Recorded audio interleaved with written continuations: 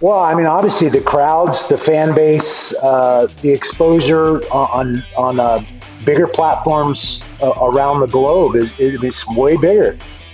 UFC 13 was one of the last pay-per-views for a while there. I think they went to an online model. That was the only place you could find the sport because of the McCain backlash and all the other stuff going on back then.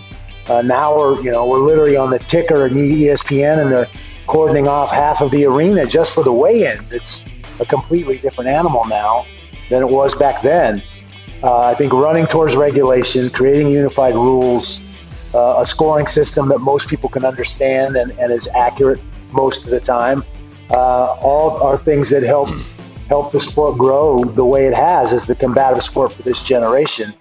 I think the one thing that needs to be addressed, and that maybe it's the elephant in the room, is that the fighters need to get a fair share of the pie. Most of the promoters are still using a flawed system where the promoter and the sanctioning body are the same guy. It's way too much power. These contracts are horrible. There is no other professional sport in our society where 13 to 15% of the proceeds are going to the athletes actually performing in those shows. Yeah. I mean, it's at least 50% in football and most of the other professional sports out there.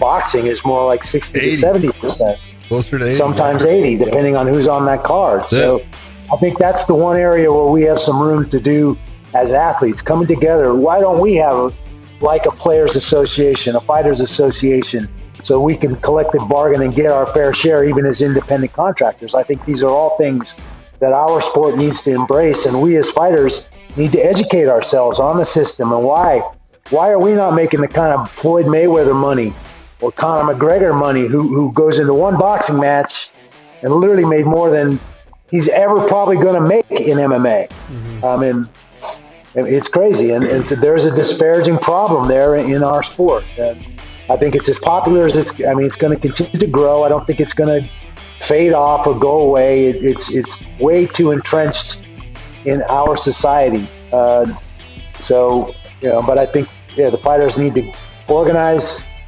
educate themselves, and come together to get their fair share of what they're putting into it. Because they're putting their butts on the line on a regular, and they're not getting a fair share, in my opinion.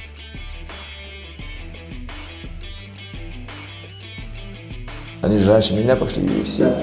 Ну, конечно, я хотел туда, но у меня не получалось. Ну, Хабиб был, потом Адлан был, они начали дружить. Но с Хабибом потом я через год там познакомился в России где-то. Мы друг друга заочно знали. Ну, с Адланом мы в одном зале тренировались.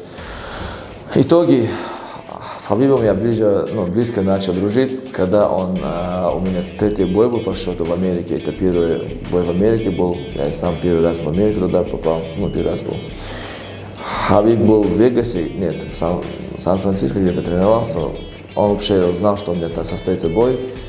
Я не был в курсе, он в Америке даже. Он просто тупо приехал поддержать меня в Америку, вот, где я весь гонял, в Лас-Вегас. Были знакомы, один раз, два раза случайно в Москве виделись, но так-то заочно, как бы, если мы были знакомы, но связи никогда не было, ни телефона, ничего. Он даже не звонил мне, просто тупо приехал, я весь гонял в GMG, этот зал, этот отель в Лас-Вегасе, MGM точнее, да. Хабиб просто, я весь гонял, заходит в раздевалку. Удивительно и приятно.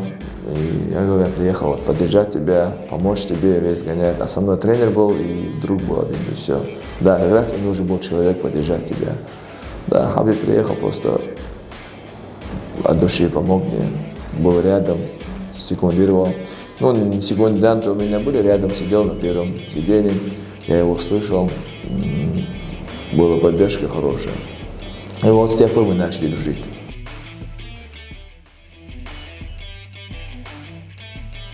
We are at 100%. This is the guy that you know, like I've said it over and over again. Anything you say about me to me can and will be used against you.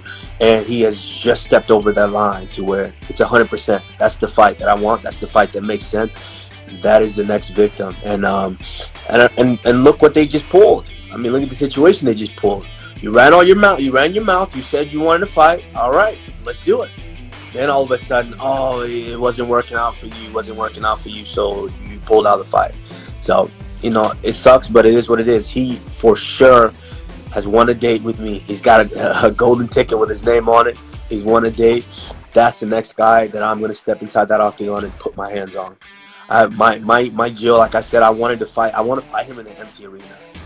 That's right. I really want to fight him in an empty arena. And like, you know, I know they tweeted and made a big deal about when he was called Ponytail back in the day. I guess that was his nickname, Ponytail, when he was fighting in the backyard.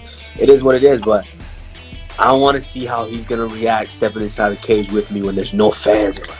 Mm-hmm. There's no one to scream, no one to cheer for him. Just him getting pummeled, taken down, dropped on his neck, dropped on his head. I might suplex him a couple times. I mean, Ruslan Khabilov did all kinds of stuff to him, so I might just reenact that, you know. So, absolutely, that Fight Island sounds good. Yeah. As long as there's, you know, it doesn't matter if there's people there. If there's nobody there, it doesn't matter. I get the same paycheck beating people up.